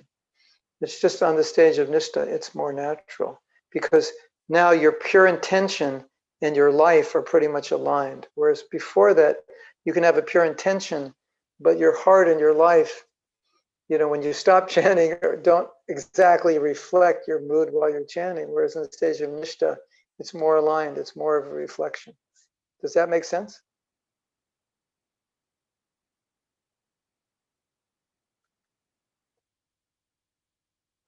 Okay. Thank you. Okay. Yeah. Yes, Prabhuji. Yeah, and the second question that I have is about relationship. Like you mentioned that the chanting, generally we take it as a process because it is one of the processes of 9 processes of devotional Yes. service, but it is actually a relationship. So the question comes to my mind that the relationship, yes, we all have relationship. I also have relationship with Krishna. But that is not experienced right now. So when we do japa, Yes. that relationship experience is not there. So then how do we how do I cultivate that? Yeah. Okay. Good question. There's I think one thing that I found very useful is to see the holy name as a deity, because we say Nama Rupa, we say Nam Avatar, the form of the name, the incarnation of the name. So to not deal with the name as something other than Krishna, right? So just like when we begin deity worship, we understand that Krishna is there in the deity, but we may not experience it. We may still be experiencing it. Well, to me, the experience is just like, it's kind of like a statue, kind of like an idol. It's not like I'm not experiencing Krishna. But because the Shastra, and because Srila Prabhupada has told us, this is Krishna, you respect this as Krishna, you worship this as Krishna, what happens? That's when you get the realization, because the way you approach the deity is as Krishna. If you approach the deity as marble or stone, you'll never see it as Krishna. You'll only see it as marble and stone, right? So the same with the holy name. I may not realize the holy name is Krishna, but I understand intellectually that Krishna is now present. And so when I'm chanting, I'm in this mood that Krishna is now in my presence, and I should honor him, and I should be in the mood just like I would be in the same mood worshiping the deity. So when you apply this principle, then gradually the holy name reveals itself because it's reciprocating with your attitude. You know, I've often said, if you're bored chanting, just think how Krishna is bored hearing your chanting, how bored he is hearing your chanting. So, you know, when you're making this effort and you're more inspired, then Krishna is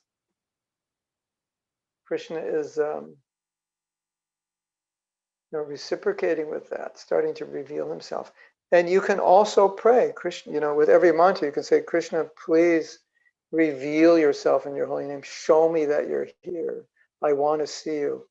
And one thing that I do that has been pretty powerful for me is that when I'm chanting, I remind myself that Krishna is present. And I keep reminding myself. And as I remind myself, I begin to experience that. Krishna is here. Hare Krishna, Hare Krishna. And I just try to allow myself to experience how it is that Krishna is here in that vibration.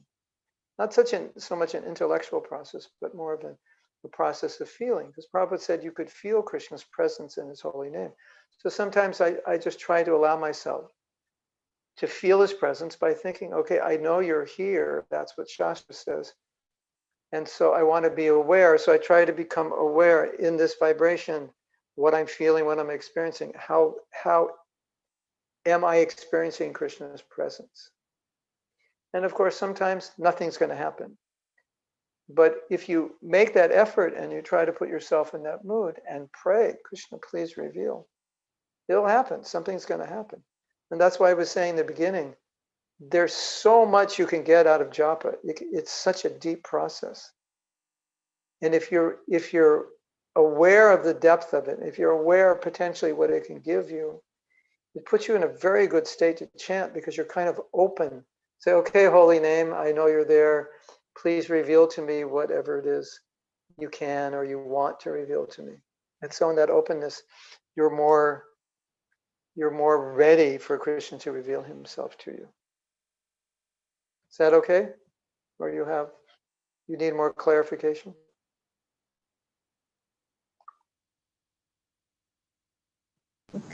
Yeah, thank you so much, Prabhuji. Yes, that really is very helpful. Plus, then one other thought comes here that when we say that, okay, Krishna, if you want to reveal yourself to me, and also that intention part while doing japa. So, because there is this fruity mentality so much ingrained from so many, I mean, this lifetime and previous lifetimes. So in this also there is a possibility that the fruitive tendency comes in, because sometimes even though every day the intention is same, even though every day in chapa the we were speaking before, that is same, but some days that feeling of connection doesn't come. Some days the connection comes. So how to get I think that's the point where prayer is most important, because the idea of prayer is that sometimes, like you say, I'm trying to develop the mood, but I just don't feel it for whatever reason. Maybe my sadhana has not been good recently, or maybe I offended a devotee, or maybe I haven't been reading that much and my consciousness isn't good, or I became upset with my children or my husband, or something where I've been too absorbed in material things. At that point is when prayer is most important, because the idea of prayer is that I'm in a situation and I've tried to improve it and everything I've done hasn't worked. And so I'm only left with your mercy to change it. And so that's the point where prayer is really important. Krishna, please help me get in the right mood. Please help me experience. But a nice point that Borijan Prabhu makes is that sometimes Krishna may actually not give you a taste because he just wants to see your perseverance. And so even when you don't have the taste, you can think, okay, I don't have a taste, but I want to show Krishna that still, even though there's no taste, I will still try to chant with devotion. And that becomes a beautiful meditation in itself. Even though you're not feeling anything, you start feeling the devotion that even though feeling nothing, I'm going to continue with determination to chant. and then you start feeling something, which is, it's so interesting how you can take no feeling into feeling. Or another thing is, oh, Krishna, I'm not feeling anything. Please help me feel something. And immediately there's a feeling that I'm not feeling and I want to feel. So you've just energized your japa because you're not feeling anything. You've energized your japa with a feeling. Isn't that interesting? Yes. And what's the feeling? I'm not feeling anything, Krishna, please help me. So even that can be a great impetus for your japa. Thank you so much, Prabhuji. Very, very helpful. Thank you so much. And You're I welcome. seek your blessings so that I can apply what I have asked and heard. Thank you so much. Yeah. Whatever blessings I have, it'd be my great honor and happiness to give to you so that you have wonderful experiences. Thank you so much. Okay. We have some questions in the chat also, right? Or those who are putting the Yes. questions can ask them. It's nice if you ask them live because then we can interact. So we still have more hands raised, and I see Oh, okay. Gabriel Mataji also has asked question in chat, which, so Kumar Prabhu, at this point, you go ahead, and then we will come to Gabriel Mataji after Kumar Prabhu, if time permits. Hare Krishna Prabhuji. Dandavat pranams, Mahatma Das ji, and thank you so much for sharing your valuable insights and experience. Really appreciate it. And we are so glad that, we are having your association, that we are right here and we can appreciate it. So Prabhuji, I had a couple of things to ask you. And one is like, as you said, discipline and intention is so important when we get into chanting, because if you're not in the right mood, then we may not enjoy the experience. And we should enjoy japa, chanting. And we should we have as you said, we can control our intention even though we may not be able to control our thoughts. So what I find is once thoughts start coming in, and over which we have no control, still we can decide what thoughts that we want to have, and we can introduce our own thoughts. We can introduce Krishna into the picture, and we can use visualization, for example, and crowd out the other thoughts. So just my observation is that, for example, I always debate within myself between the quality and quantity of chanting, because is it better to do a few rounds high quality, or just mechanically finish the allocated rounds and things like that.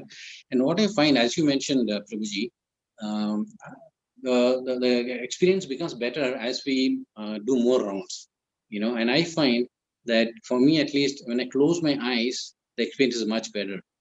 So if I sit down and close my eyes, I'm able to focus better, and even if other thoughts come, they don't distract me. So I just wanted to get your input, Prabhuji, on this quality versus quantity concept. Thank you so much, Prabhuji.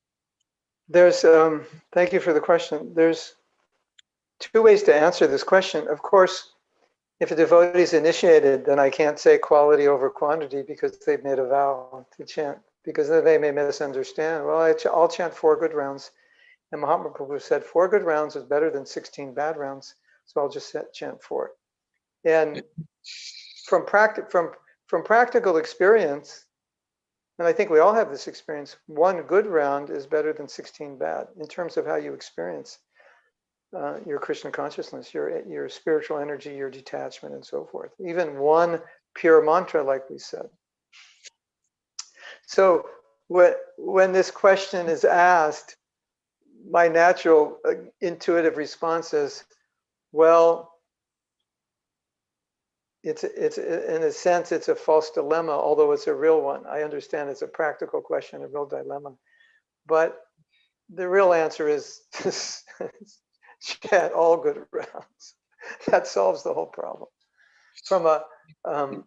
But it's true. There's no use in just continually going on chanting more and more rounds with offenses. So the answer from a philosophical point is yes, one good round is better than 16 bad rounds. From a practical point, we want to get up to 16 good rounds. That's the goal. That will be the best thing.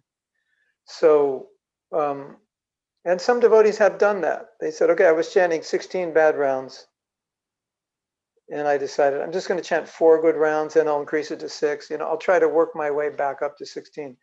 So if you're not initiated and you say, well, I'm chanting 16 bad rounds, after the 4th round, I can't concentrate. So I want to master 4 and then upgrade. And if the goal is to get back to 16 good rounds, then yes, I don't think that's a big problem, because why continually chant 16 if you're not initiated or you're not aspiring to be initiated, if they're just bad. Now, if you're aspiring to be initiated and you're committed to your potential Diksha Guru, or you are initiated, then you have to take the philosophy of 16 good rounds, come hell or high water. This is what I have to do. So, but as I said earlier, Prabhupada did answer this question in a letter, in a lecture, by basically saying, what's the use of chanting bad rounds? He said, but you have to chant because you made a vow. And so he divided it into 2 things. One was your vow. If I chant 16 bad rounds, I'm committed to my vow of 16. But on the other side, what's the use of 16 bad rounds? So you kind of have, you see Prabhupada made both things. It's like, well, you committed to chant 16 rounds, so you should do that. So that's good. But you're chanting 16 bad rounds, so it's bad. So what's the point of chanting 16 bad rounds? So you put that together, keep your commitment, and keep your chanting 16 good rounds. So then in one letter, initiation letter, Prabhupada said, chant 16 good rounds. So I think we should see that as a goal. Whatever rounds we chant be good, and the goal is to come to 16. And you're describing things that help you, and whatever helps you, do that. And if you're really having trouble 16 good rounds and you're not initiated, you may choose to chant a lesser number to perfect that, to get that where you want, and then increase back to 16, if that's your goal, with the goal of chanting 16 good rounds. And that's the goal, however you can get there. So, Hare Krishna. Hope that helps. Sure. Thank you, Prabhu. Thank you so much. Yes. Yes, Kashish Mataji, would you like to unmute and ask your question? Yes, Prabhuji. Hare Krishna, Prabhuji. Thank you so much. No words to express our gratitude for today's class. Prabhuji, I'm an absolute neophyte. My question is that when I'm chanting, sometimes I feel I'm murmuring. The pitch of my chanting is sometimes fast, sometimes low. Can you kindly guide me on that? How to do a soft japa? Yeah. I think we should focus on Lord Chaitanya's instruction, no hard and fast rules. And Okay. by saying there's no hard and fast rules, he doesn't mean that we don't try to chant without offenses, or we just get up in the morning and lay in our bed and don't bathe and chant on our back. It doesn't mean that, but more in terms of little details, like direction I face, should I stand, should I sit, should it be loud, should it be soft, slow, fast. These things are not that important. And then if we give too much importance to them, then we go back to like the focus on the ritualistic aspect. Now, Prabhupada said we should chant with our lips, our tongue, and we should hear with our ears. As a process, if we're not yet able to absorb ourselves in just thinking of Krishna's pastimes when we chant, this is the process to get absorbed, or a way to get absorbed. But I've seen with some devotees, when they're a little ritualistic focused, then even chanting with the tongue, listening with the ear becomes more of a ritual. More, am I doing it right? Well, the real right way is to give your heart to Krishna. That's always the right way. So if you chant slowly, giving your heart, you're absorbed, that's perfect. If you chant quickly and don't do that, that's wrong. If you chant loudly and it helps you control your mind, that's good. If you chant softly and your mind's distracted, it's not good. So I think we need the criteria is what is actually helping me, what is inspiring me, what is helping me become absorbed, what is helping me chant without offenses and so forth, and then adopt that. And because we're different, some will chant loudly, softly, some will chant quickly, slowly. And it's no indication that a devotee is more advanced than another. It's nature, it's preference, it's what helps them get absorbed. Is that what you were asking? Does that answer your question? You were asking Yes, something Prabhuji. else. Yes, perfect answer, Prabhuji. Thank you so much. Okay, thank you. Okay. Maybe we go 5 minutes. That'll make it a clean 2 hours. I think we were supposed to go 1 hour and 45 minutes, but questions that aren't asked they can be asked tomorrow. Sure, Prabhuji. Okay. So we have Sudhir Prabhu. I'm going to ask you to unmute to ask your question, and kindly turn your video also on so you can see who you are. Hare Krishna Maharaj, Dandot Pranam. Thank you so much for wonderful session today. We learned very, very good things. I mean, I've been chanting for a few years, but I have learned a lot. Prabhuji, so good. sorry. No, go ahead. Yeah, as I said, I try to chant in the morning before the sunrise, before the actually kids wake up. That's my distraction. But after few rounds, I sometimes I get monetized and loses focus. So I also walk and chant Yes. within the community. Yes. So is that okay, Prabhuji? Yeah. It's a similar question to the last question. Yeah. Okay. Everything is okay if it helps your japa, and nothing's okay if it distracts your japa. So it depends where you're walking. If you're walking in a place that you feel wakes you up, enables you to chant better, you're not distracted, then yes, it's fine. Now, generally we find if we can sit in one place and just focus, probably it'll be better. But I don't want to say that's the only way you can chant good rounds, because Krishna is transcendental, and so the pure holy name can be chanted anywhere. And like I was saying before, sometimes we need to take a walk just to get away from the house, right? Because there's so many distractions. So if you find it helps you, I think that's the real answer to any of these. Should I chant this way or that way? What helps you? What inspires you? Should I listen to a tape of Prabhupada? I don't know the tapes are. We don't have tapes anymore.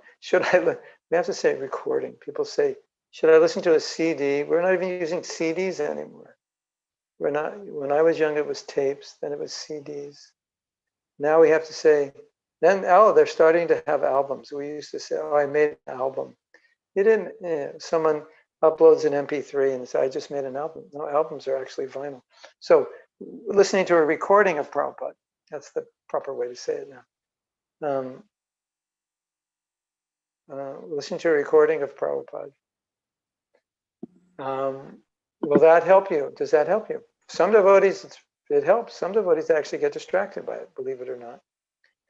So that's for you to decide what will help.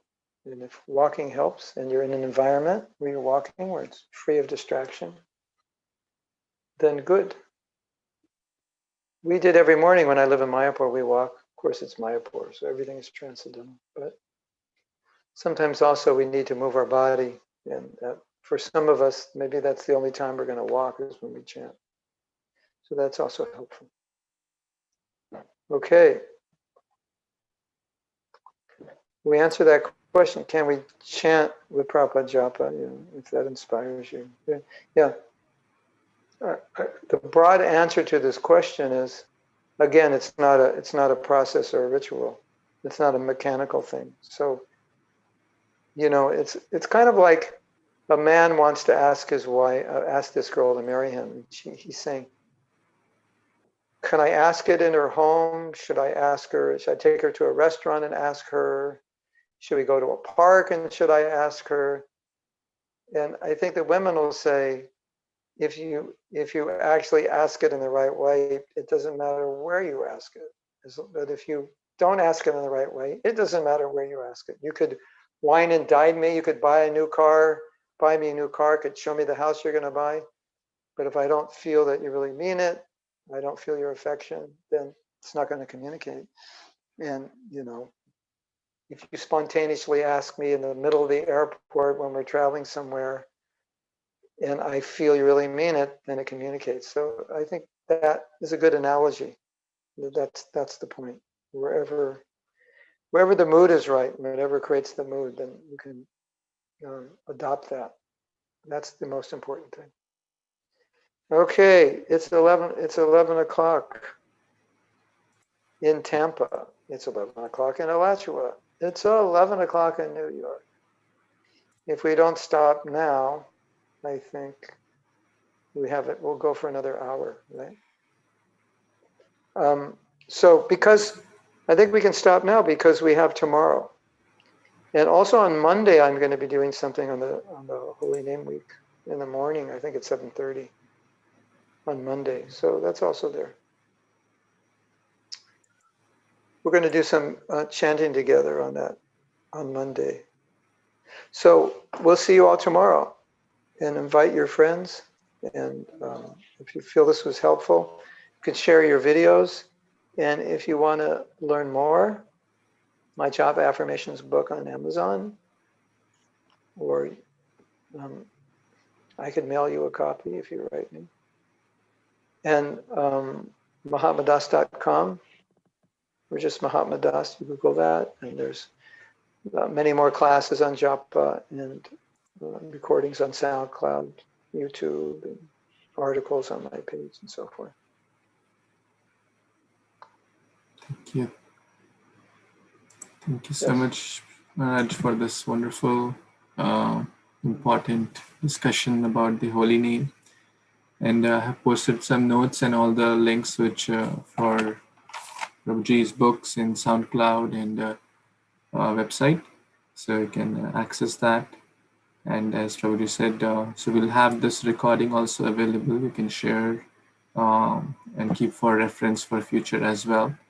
So at this point, I would request everyone to please turn on your microphones and your videos. You should be able to do it by yourself now.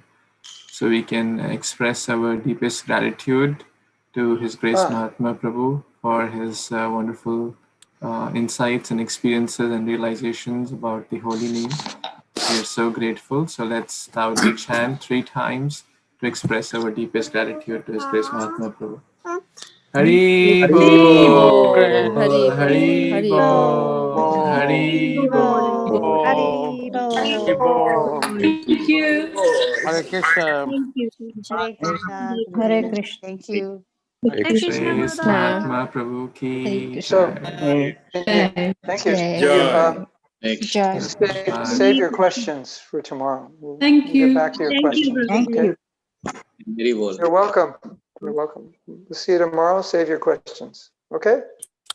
Hare Krishna. Hare Krishna. Okay, everybody show your video so I can see you all. I'm gonna scroll down. See you. See who I'm talking to. At least a picture would be nice.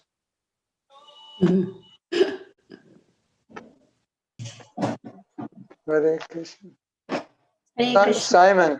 Simon, we make Amazon, we spiritualize Amazon by putting our books on. Their servers are here in Cape Town, and he gives us nothing. He gives Cape Town and South Africa nothing. He's a centi-billionaire. It's a sin. It's an absolute sin. Honestly, I've spoken to our Western Cape Premier about it, and he said he's too busy fighting COVID-19. But we need to do. There are 3 billionaires in the world now, including Mark Zuckerberg. Yeah, and 2 of them became centi-billionaires because of COVID-19. One was Yeah, Jeff yeah, Bezos, and the other one was Mark Zuckerberg. So it's time to wake up. Go and have a look at him. It's time on Facebook. Go and have a look at Imagine the Globe.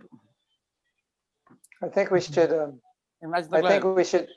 Yeah, try to make him Krishna conscious. Then he can use his So, time well, properly. good luck. You got to be more activists.